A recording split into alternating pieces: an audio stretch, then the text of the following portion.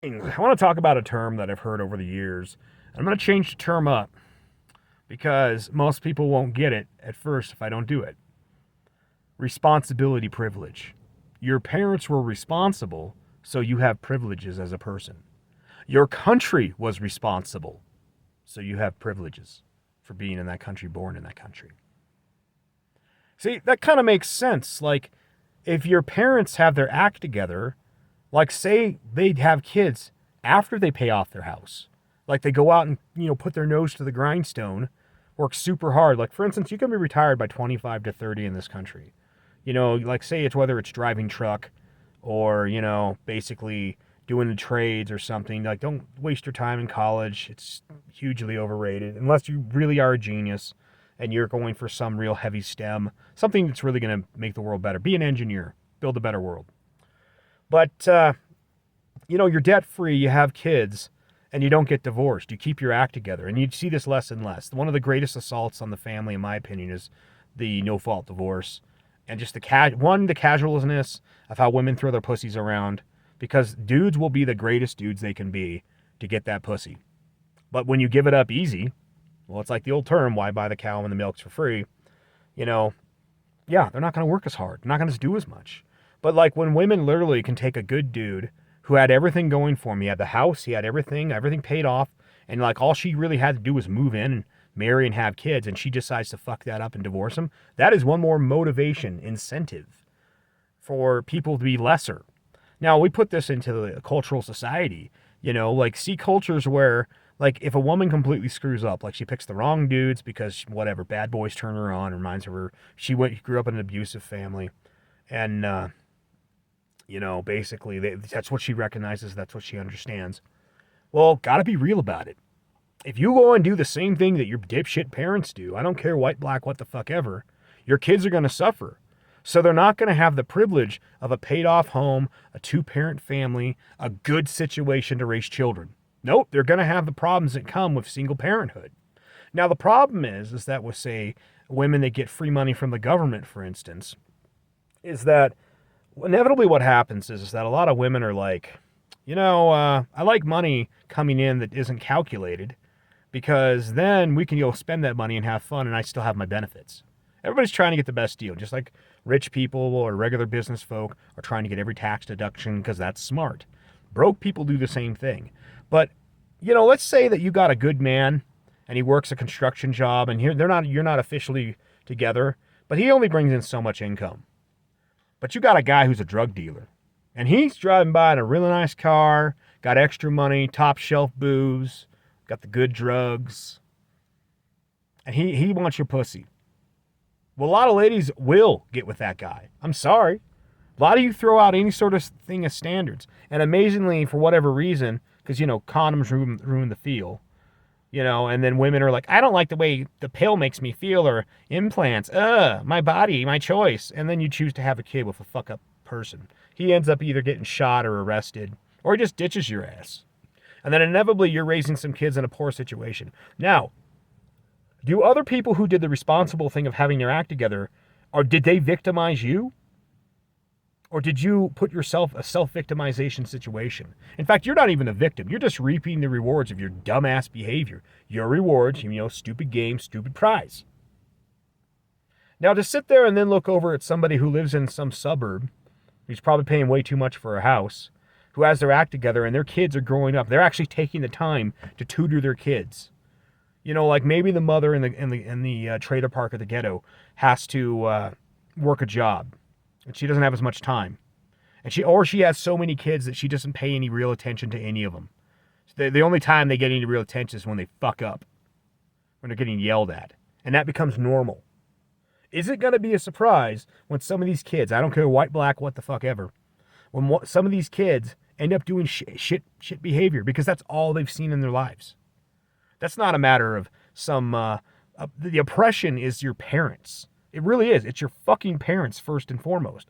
And then it goes along the lines of your own culture, your own people. Like, you have a culture. There's that hawk again. You have a culture of people that when criminality becomes so normal that the only way to survive, because, no dad's around, no none of this crap. that, getting into a gang and then doing stupid fuck shit and then even shooting each other. Like I've heard some of this. This is actually really some racist shit that I've heard from people like Democrats. Well, these school shootings.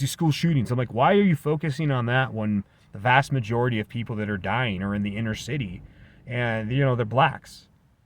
They're poor people shooting each other over usually drug crimes and shit. Well, that's a crime. That's a business crime. I remember a chick told me that. I'm like, you know how racist that is? You just totally washed away the reality of the situation and just acted like, oh, it's an enterprise crime. Oh, so if I abduct your daughter and sell her off as a sex slave, that's not really a thing. That's just an enterprise crime. You get where I'm going with that? How fucked up that is? How people can just whittle it down. And part of the reason they do that? Because when you point out that nearly 50% of the murders in this country come from one group, 13% of the population, 50% of the murders, large amount of the drug crime, the problem crime comes from this group. And then you dive down and realize it's from single mothers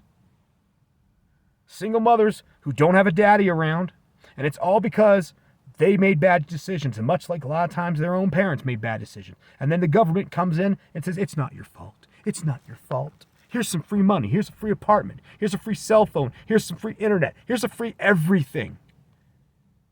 And you incentivize the women to make these bad decisions, to raise these kids in these fuck shit situations. So yeah, I've got kind of a bone to pick with people when they sit there and try to say that people who have privilege because their parents were responsible are somehow racist. Now, I want to point out the term that they use versus saying responsibility, privilege.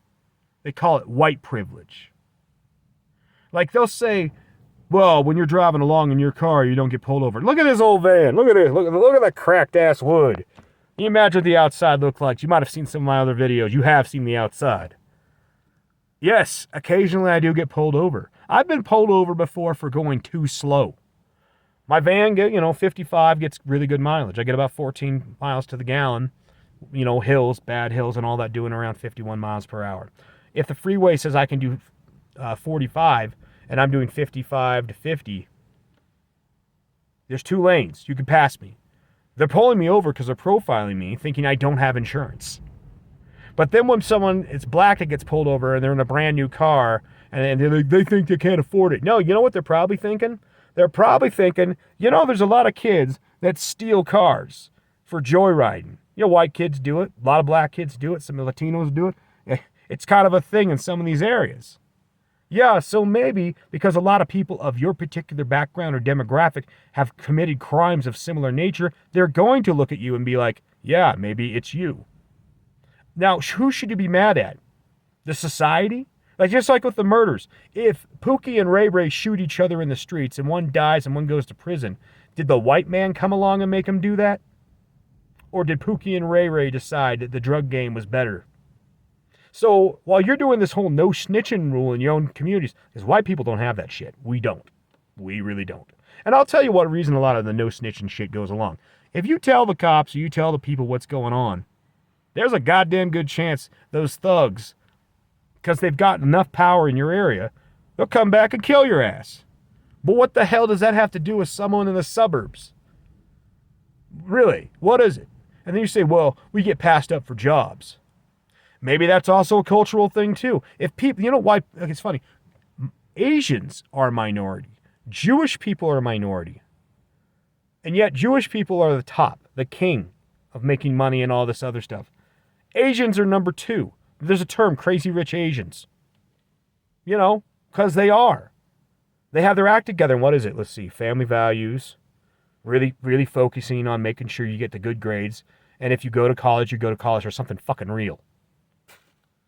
Not a lot of tolerance for this airy-fairy crap you see with white people and Latinos. And the Latinos are pretty base too, to be honest. But there's some issues. Let's be real about it. But, these groups that have a lot of airy-fairy crap, well, I feel. You know why people feel shit all the time? Because they can't make anything that's real. And when you got a bunch of people who raise their kids in a bad way, And, you know, like feelings end up outweighing reality. Surprise, you're going to be a fuck up. And they're going to think, hey, I've had bad experiences with these people before. I don't want to deal with this crap. But even still, in this country, you'll get hired because of diversity quotas. Even if I'm more talented than you, you'll get hired. And what I'm getting at with this is that I'm actively discriminated against. I'm actively portrayed as the enemy because my people or my family had their fucking act together. And we give this blanket pass to your people for being fuck-ups. That is true racism. The fact, you know, it's called, what do they call it? The racism of low expectations. We make excuses for you.